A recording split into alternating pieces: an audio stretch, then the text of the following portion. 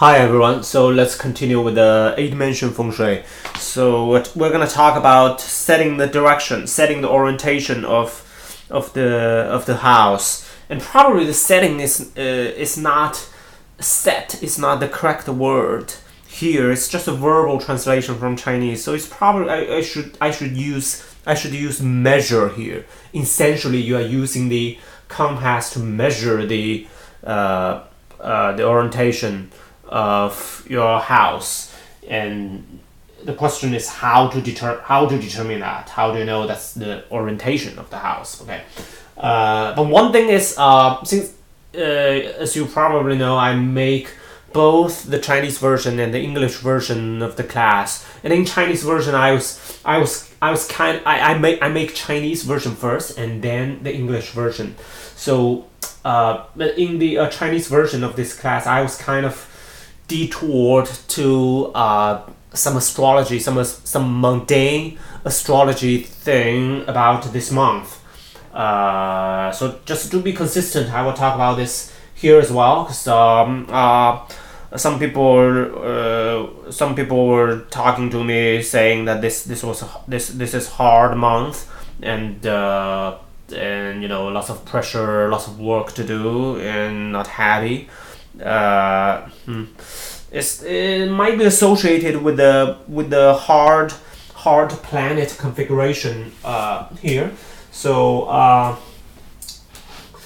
what's going on in the planet configuration is, you know, this is, let's say, this is Aries. There's a grand cross in the sky. Is Aries. Okay, and let me draw them.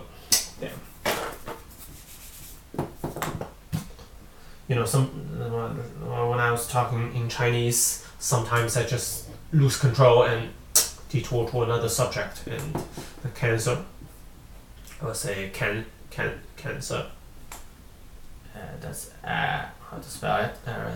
Cancer 6-9. 6-9. And there is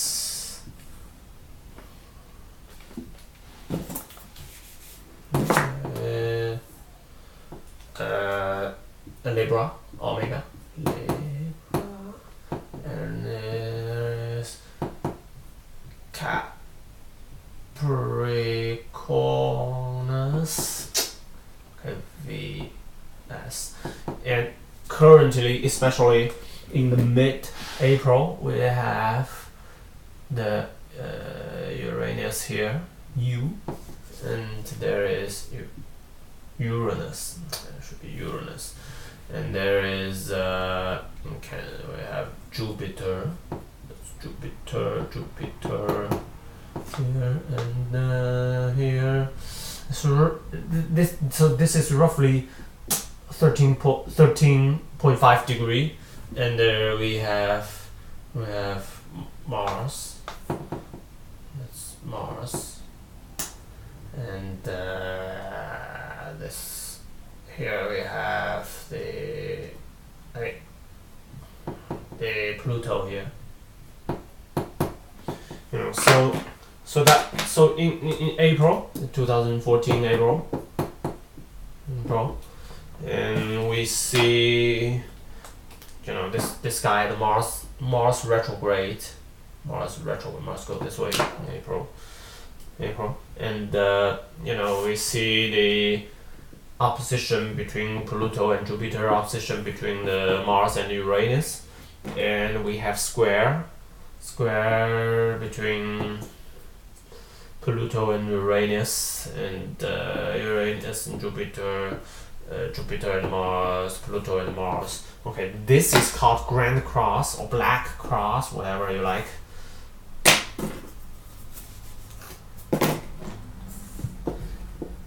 Grand Cross, and three heavy planets are involved there, and you know, Uranus, this unexpected events, and Pluto is about the pressure. Your boss forces you to do something you don't like, but you have to do it, and it can also represent especially for now, sort of lots of lots of hard things you have to try, or some little annoying stuff. And Jupiter amplify the effect of Jupiter. Jupiter always amplify the effect of other planets, amplify the Uranus, amplify the effect of Pluto and Mars. But the good thing is Mars is in Libra, and so the Mars is not strong there. It's actually very weak. So this guy is very weak. Okay, this guy is very weak here in Libra. But Uranus and Pluto is they are not. I wouldn't say they are very strong in this two. In this kind of in between, but Jupiter will amplify the effect of both, or make them stronger. So so Jupiter, the clash between Jupiter and Pluto, this clash between Jupiter and Pluto, usually represents the some sensational public event, or some disputes, or the disturbance, or conflict, like conflict between people, conflict between countries. As you can see, in this recently we have this Ukraine event, and last year, because Jupiter from mid last year up until now, it retrogrades and come back, so it's hitting this clash and square multiple times since mid last year. So if you remember, in August, there is this Syria chemical weapon thing. That's also when the Jupiter is in opposition with the Pluto and square the Uranus. But fortunately, Jupiter is moving forward now, and it will leave this Grand Cross very soon, and like at the beginning of May, I think at the beginning of May it would be roughly 1.5 degree off the opposition, and then it will move further. So if you don't feel so good this month, it's okay. Next month would be better. And also from the Chinese, let's go with the Chinese astrology. Okay, Chinese astrology this year is called Jia Wu year. In English it's Jia Wu. So in Chinese it's a Jia Wu year. Jia Wu year. And the translation would be Jia is the yang.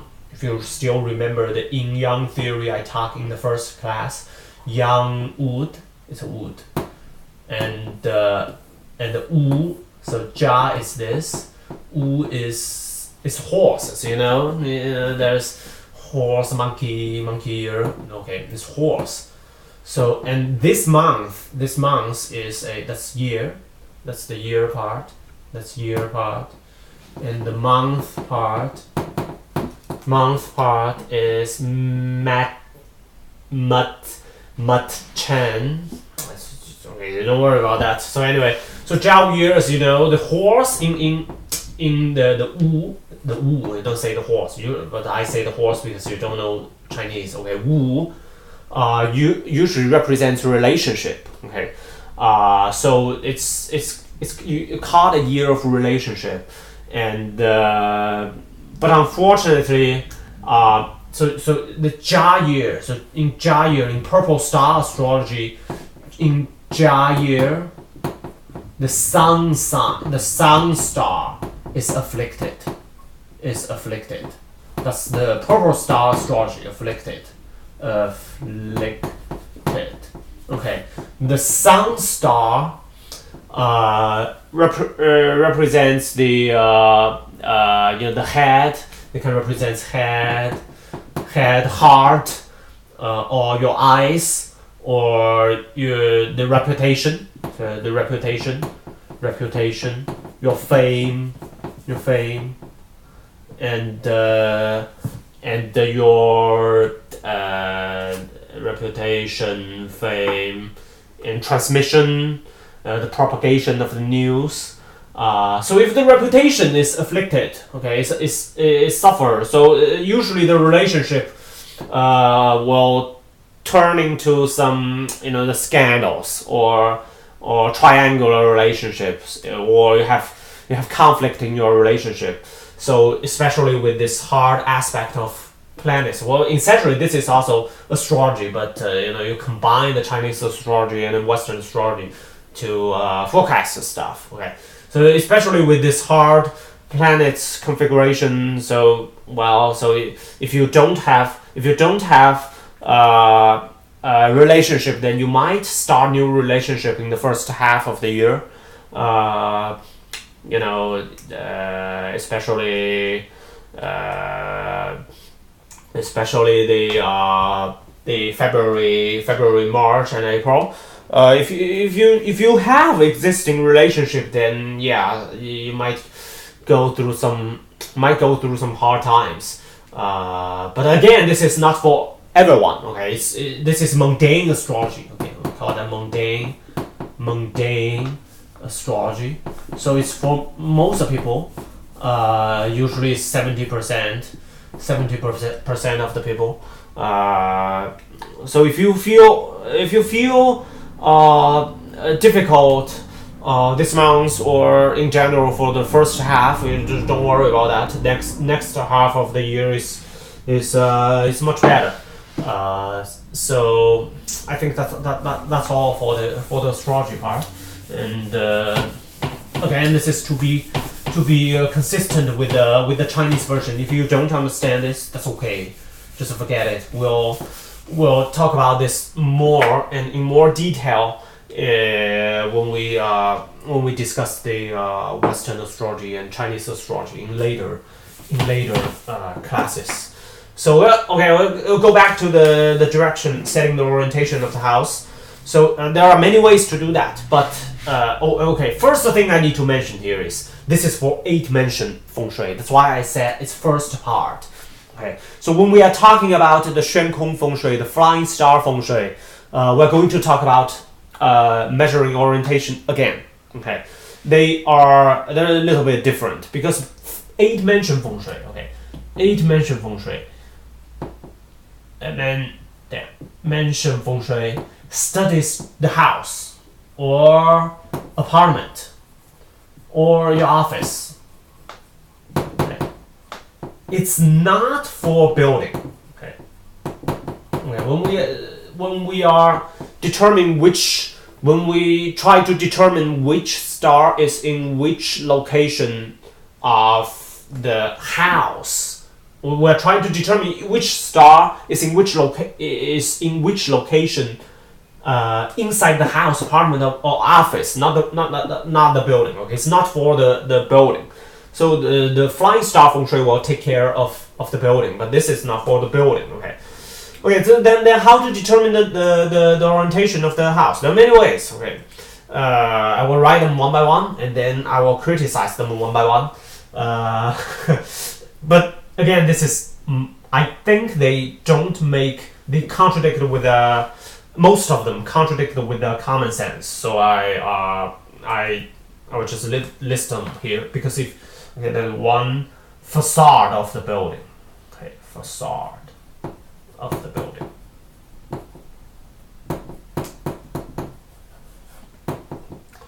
Okay, they use facade of the building to determine the orientation of your house, your apartment. Your apartment is in the building, right? That's one way. Some people would use main entrance of the building. Main entrance of the building.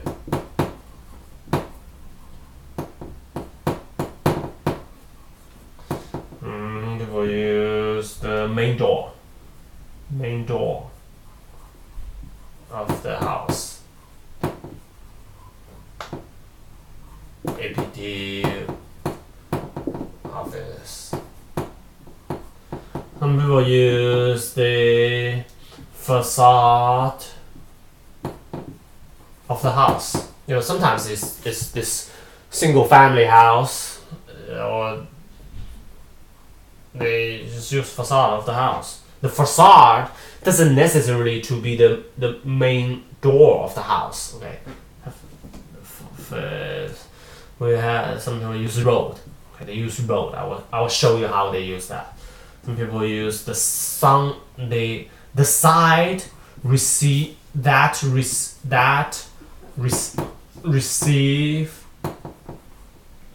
receives most sunlight.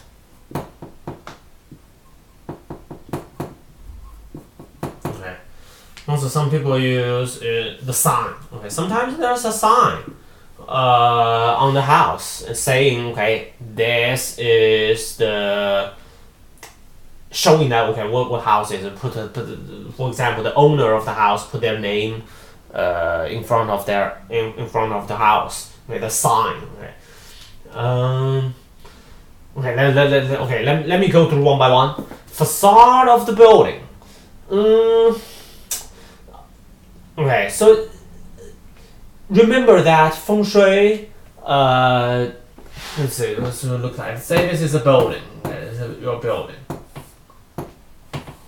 This is your building. Back door. It's a building, and this is your apartment.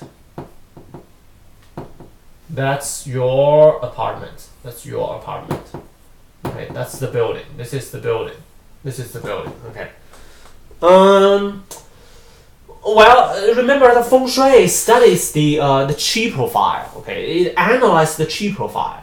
So essentially, 8-dimension feng shui studies just your apartment, the qi profile inside your apartment. So what really matters is the qi profile of inside your apartment, not your neighbors. Okay, not the qi profile here or there. That's not what I'm concerned. Do you care about the feng shui of your neighbors? Well, you don't live there. Well, maybe the care is not the right word, but anyway, your neighbor's feng shui, your neighbor's apartment's feng shui will not affect the feng shui of your apartment. Okay. Especially, let's say the building. I would say the building has its own feng shui. Your apartment has its own feng shui as well. The feng shui of the building will in turn affect the feng shui of your apartment, because your apartment is inside the building anyway. But when we try to study the feng shui of your apartment, we are going to use the orientation of your apartment to determine the qi profile inside your apartment. Everything outside your apartment is considered exterior, right? So the orientation is, so that means the orientation of how the qi gets into the building. I don't worry about that when I study the feng shui of the apartment. Okay, I care about how the qi flows into the building when I study the feng shui of the building. So that's the point here, right? So don't use the facade of the building to determine the 8 stars, the location of the distribution of the 8 stars in your apartment. Okay, don't use that. Main entrance of the building. Okay, this is kind of hard. Okay, it's similar with the first one. Okay, you study the qi profile of the apartment. Don't use main entrance. Okay, main door of the house, apartment, office. Yeah, I usually use that one, because that would determine how the qi flows into your house or apartment of the office. You know, it's essentially it analyzes, once the qi flows into a closed space, how the distribution of that will happen. Okay, we'll use that. Most likely use that 90% of the case. Okay, 90%. There are some exceptions. We'll use examples to illustrate. Okay. Facade of the house. Okay, so I will do these two together. Sometimes, there's a road in front of you, and your house is like that. Bad drawer. Okay. Okay. The main door is here. This is the main door. Main door. However, this is the facade of your house. you see the facade of the main door. The facade of the main door are not on the same side. This kind of happens. So some theory says we use the facade, but to me, I think it's more appropriate to still use the main door, because what we need to do is we need to determine the chi profile. Okay, we only care about how the chi flows into the closest space, which is your house. Okay, generally don't use that. Again, if you read feng shui script, you will see all of this. Okay, it's just I'm trying to clarify which one to use. It's just my personal opinion. Doesn't represent everyone in the feng shui field. Okay, doesn't represent everyone's opinion in the feng shui field. Okay, the side that receives most sunlight. Okay, really hard to measure that. I don't know how people measure that in ancient China.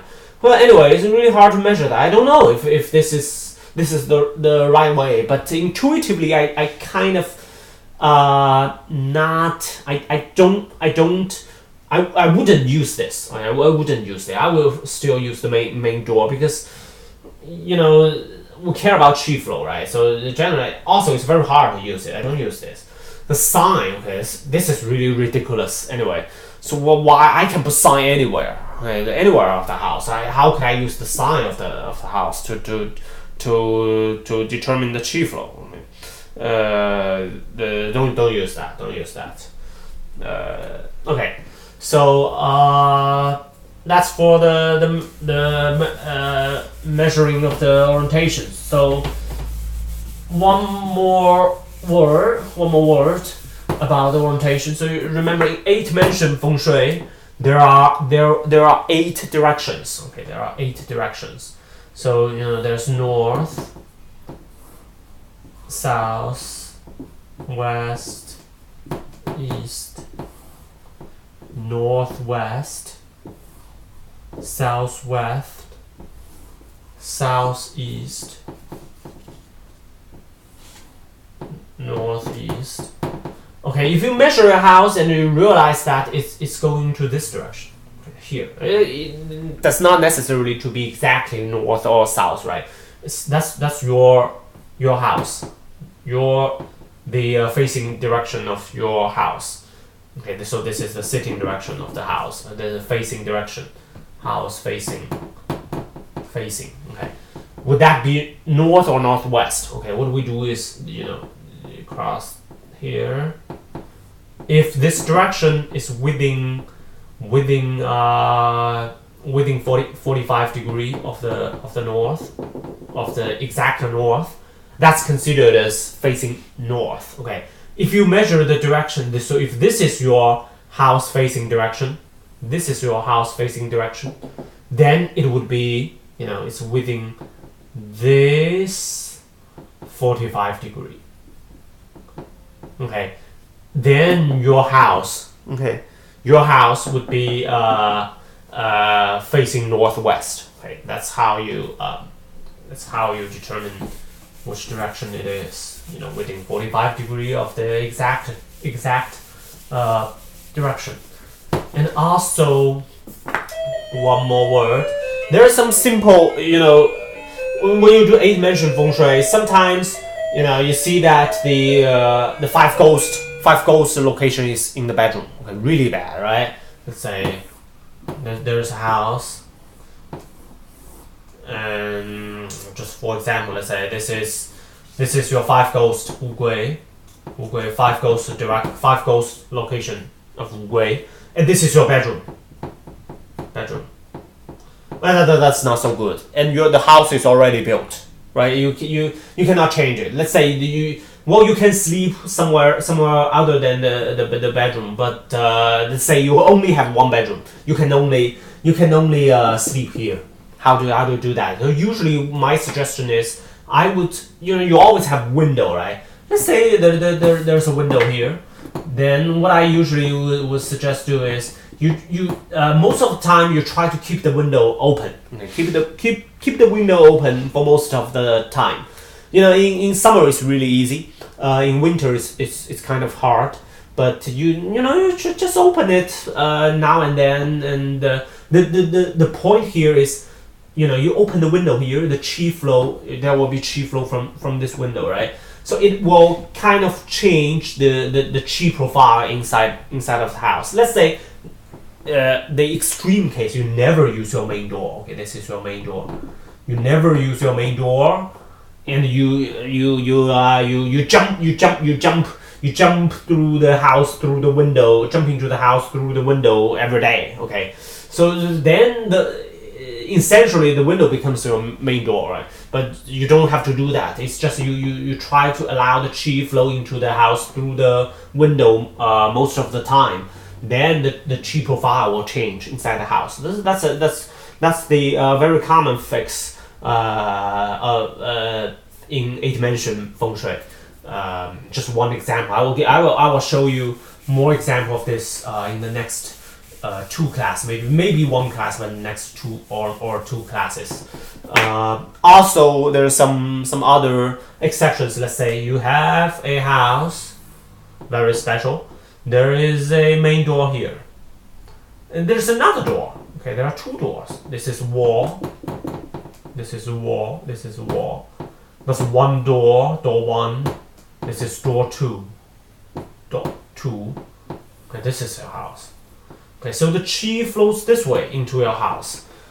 How do we do that? So there are two doors.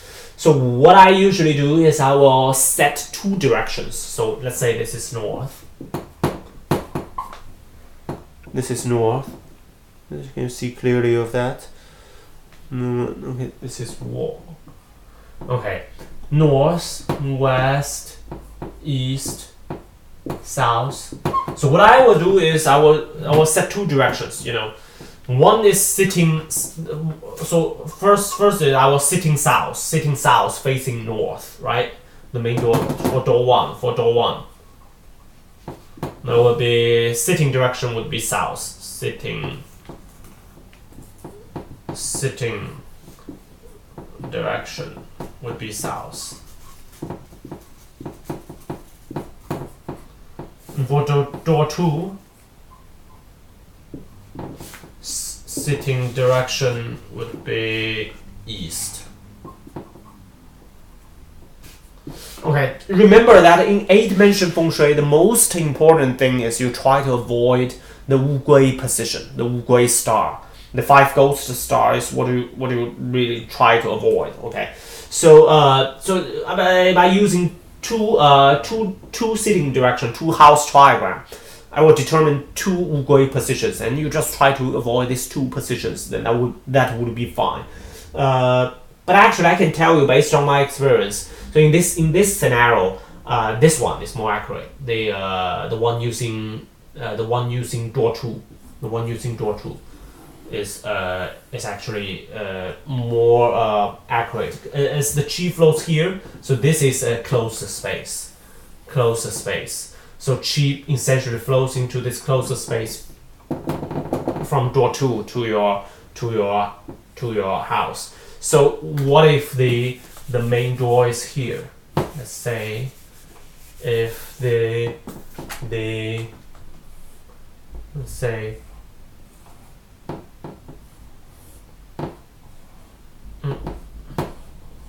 this is door 1, this is door 2. Okay, the chi flows this way into the house. Again, we'll just set 2 directions and avoid 2 potential Wu Gui positions. And I can tell you in this case, actually the door 1, in this case,